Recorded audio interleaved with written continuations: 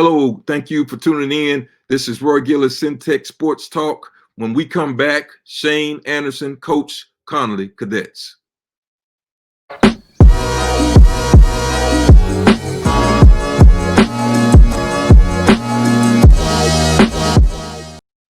Hello, and thank you for tuning in. This is Roy Gillis, Centex Sports Talk. I'm here with my co-host, Jalen Gillis, and we're getting ready to talk to Coach Anderson. Before we start, I want to make sure that this episode is sponsored by R&S Barbecue, the best barbecue in Waco, Texas, and also sponsored by Natoya Alexander, Keller Williams Realtor, Royalty Real Estate Solutions. I want to thank them for sponsoring this broadcast, and we're going straight to Coach Anderson.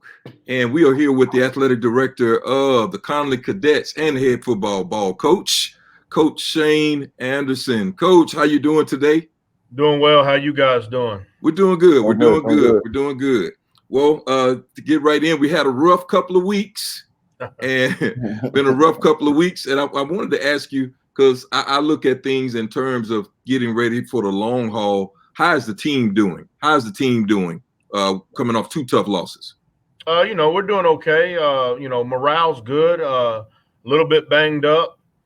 Played 2 really good opponents. La Vega was, played in the state championship game last year, and then Springtown was the team that they beat in the semifinals to go.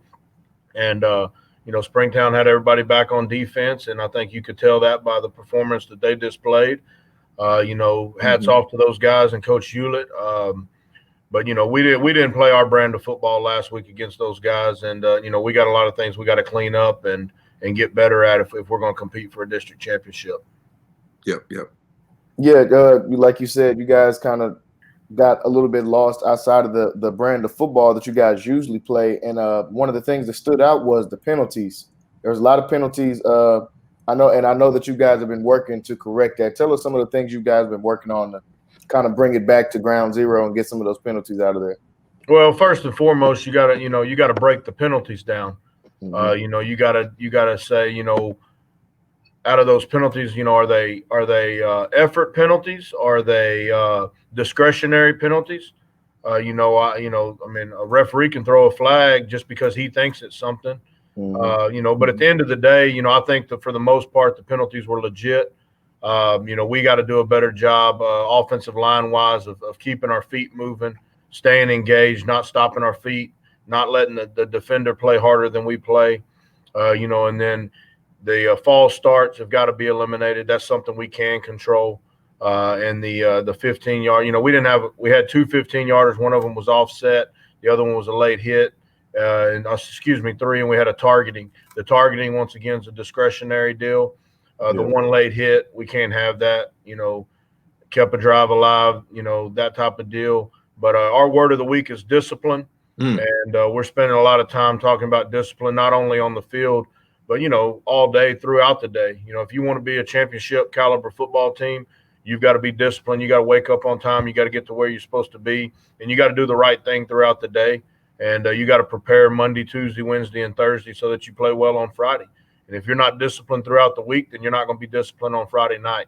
And so that's kind of been our point of emphasis this week. And we have to be a lot more disciplined football team if we're going to compete for a district championship. Coach, it's still early yet in the season, but what are some areas of the scheme so far that you've been surprised in? I don't know that there's been any surprises. I think defensively, obviously, I feel like we've played good enough defense to be 3-0. I really do. I mean, anytime you hold someone to 13 or 17, you ought to win the football game, especially this day and age. I guess offensively, obviously we've got to throw the football better. We've said that week in and week out now, and, this will be our last chance before it really counts this week against Palestine to see if we can throw the football better. And then, like I said, overall, just, for everybody understanding their role, we can't have any selfishness on the team. We can't have guys, saying they ought to be getting the ball more, they ought to be doing this, or ought to be doing that. And so, we that's part of the discipline. That's part of being a team player and understanding your role. And, everybody on our team is important. Everybody has a role, all the way from me all the way down to the manager that's filming the game. And it's important that people understand their role and embrace their role. And what better example of a role player than the Rogers kid over at La Vega last week? Had to step in and play quarterback for those guys against Corpus Christi Kyle Allen, and it wasn't pretty, I don't think, by any means. But just his statement after the game. That's what all football players ought to be about. And that's a tribute to Coach Hyde and those guys over there and his parents and him as a kid. And so we're just striving to be unselfish and striving to be more disciplined. Yeah, you talked about everybody kind of playing their roles and knowing what their thing is. Tyler Webb, he has, like you said, you've been trying to get him into the offense more throughout the weeks. I think last week he actually had a pretty good game. He made some good throws, and running the read option as well was pretty good. Talk to us a little bit about him. He's going to continue to get better. Like I told you guys a couple of weeks ago, he didn't play a whole lot of reps last year, and then the speed of the game and what we're doing, but he's a super kid, smart kid, hard worker, disciplined. He's a guy that you can rally around and that you can count on. And, I think once he gets comfortable and gets, some more reps under his belt, I think he's going to be just fine. And so, we just got to continue to build each week on that. And, hopefully we keep playing good enough defense to give us a chance. Coach, we've gone through 3 weeks now, and you really had a chance to kind of evaluate a lot of things, I'm sure. Moving forward, this Palestine team coming back into the house, coming back into McPeople Stadium. I remember them from a couple of years ago when they played down here. They had a lot of athletic kids, but your defense is a lot better, I think, than it was 2 years ago. What are you doing as far as getting ready for Palestine? Well, just what they do offensively. Coach Angel is an old school ball coach. He was at Palestine, left for a few years, and was the athletic director at Bryan ISD. And then I'm assuming that they still had their home there in Palestine, and he came back out of retirement to lead that program. Last year was his first year, and we played them last year over there and beat them pretty handily. And they ended up getting better and better and better, and they were a 3-round football team just like we were. And so, he lost some of those guys. You're not wrong as far as what they look like on the hoof. I mean, they're going to be big and athletic, and, they run a wing tee on offense, which is, similar to what Salado does, and so, that's something different. And then defensively, they base out of a 3-4, and they're very, very active, very, very athletic. They're going to play man coverage, and they're going to get after you. And so, like I said, we're going to have to be disciplined. We're going to have to execute the plays that are called, and we're going to have to eliminate the big plays defensively, to have a chance. But it's a dang good football team coming here Friday night. Yep. So, Coach, we got one more question. We've had pretty much 3 games, and we got one more game before the pre-district. How do you think these games are going to be able to get your guys ready to be the district champs once again? Well, we have some really good football teams in our district. I know Salado's playing extremely well right now, and then China Springs just cracked the top 10, and they're undefeated. So we got those 2 guys, staring us in the face. And I believe when play the likes of Sunnyvale and La Vega and Springtown, and then this week Palestine, number one, we've seen about every defense you can see, over the first 4 weeks, which is good for our kids. You can always revert back to remember when so and so ran this, or remember when so and so ran that. But the biggest deal is just the level of play. Having to play for 4 quarters. None of these games have been blowouts, and we've had to play 4 quarters. We've come up short twice. But like I said, I look for Springtown to be in the semifinals once again this year out of Region 1. And I look for it to be between La Vega and Argyle in the 4th round, and the winner of that will play Springtown in the semifinals in Division 1.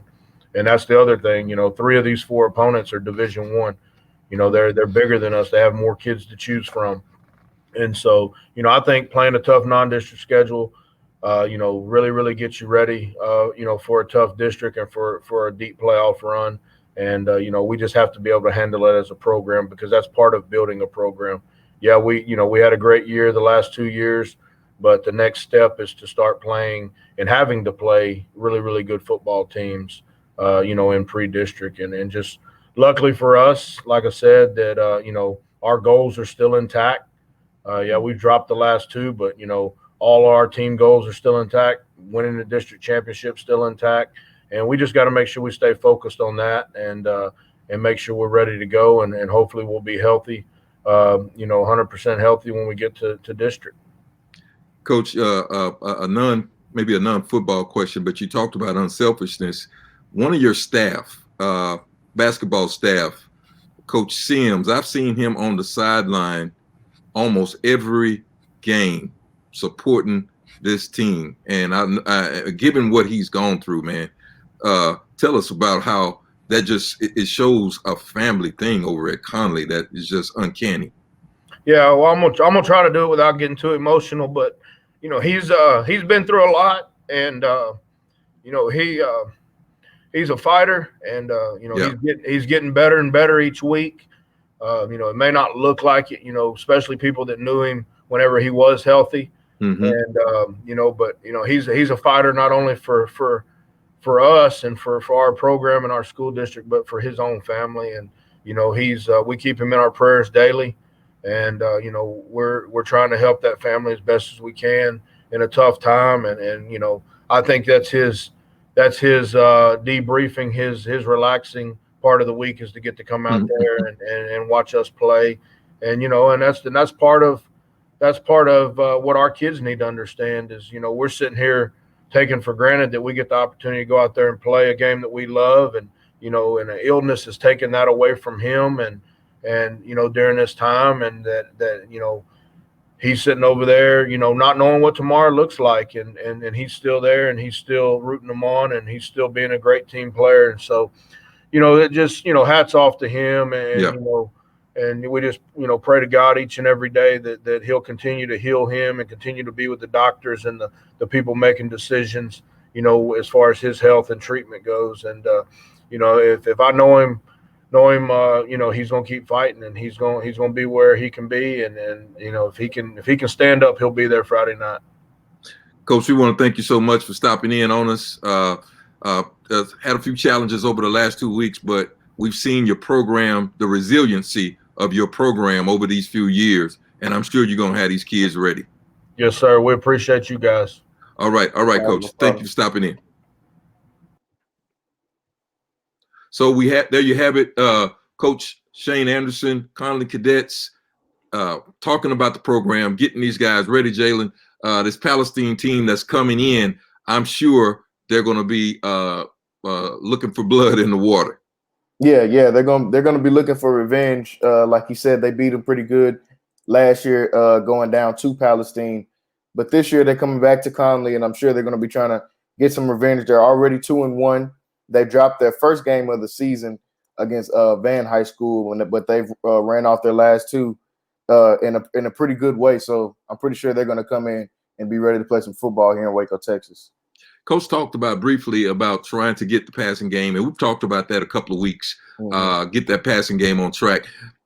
There was a glimpse of what could be in the game on Friday. Long pass down to, I think, maybe the 3-yard line, but it was called back on penalty. Yeah, and that's what's so frustrating about this game from Friday. Them losing that game, it had 2 touchdowns called back. Yeah.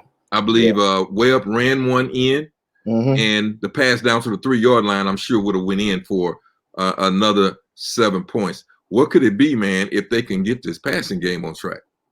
If they can get the passing game on, like you said with Coach Anderson, I think they'll be able to achieve all of those goals they have. They said their goals, they want to be able to win district once again like they did last time, and they want to be playing football in November, December. So that means playing late into the 4th, 5th rounds of the playoffs. If they can get this passing game going, I believe they can do that. They have the athletes, and like you said, the long pass to believe it was J.J. Joyner all the way down the field, but ended up being called back. And that's why I believe that he said their word for the week is discipline. If they can get their team back disciplined and cut those penalties out, I believe that they can go undefeated for the rest of the way of this season. Oh, that's a big ask. That's a big ask. Undefeated, but really, that's not far fetched. They have the team to be able to go undefeated and to get into those upper rounds of the playoffs. They have that type of team. So we want to thank everybody for tuning in to this Coach Talk. It's always good to talk to Shane Anderson to kind of get a pulse for what's going on over at the Connally Cadet program. I still loft them as one of the programs of some of the best athletes in the city of Waco. And so we are looking forward to this Friday night against Palestine. I want to make sure we thank our sponsors, Latoya Alexander with Keller Williams, the Royalty Real Estate team. Want to thank them for being one of our sponsors. If you are in the Waco market and you're looking for a new home, if you want to, or just have her come out and evaluate your existing home to sell, give Latoya a call. She's with Keller Williams, a great realtor and a supporter, gold supporter of this program, and also RNS Barbecue. And Jalen, you've had a chance to taste some of that RNS barbecue before. There used to be a sentiment in Waco that we didn't have that real home style barbecue. Well, that's not the case anymore. If you're looking for some of that backyard, that good backyard barbecue, give Sharon a call over at RNS Barbecue. I'll make sure I post both Latoya and RNS's contact information in the notes below. Jalen, you have any last words for us? Yeah, just gearing up for this week. A pretty big week, like we said. They started off 1-2 in pre-district. If they can end pre-district at 500, I think that Coach Anderson and his staff will be pleased and gearing up, getting ready for district. So big game this Friday. Make sure you guys go to CentexSportsNetwork.com and tune into that. All right. This is Roy Gillis with Jalen Gillis signing off Centex Sports Talk. We will see you soon. And again, make sure you tune in, CentexSportsNetwork.com.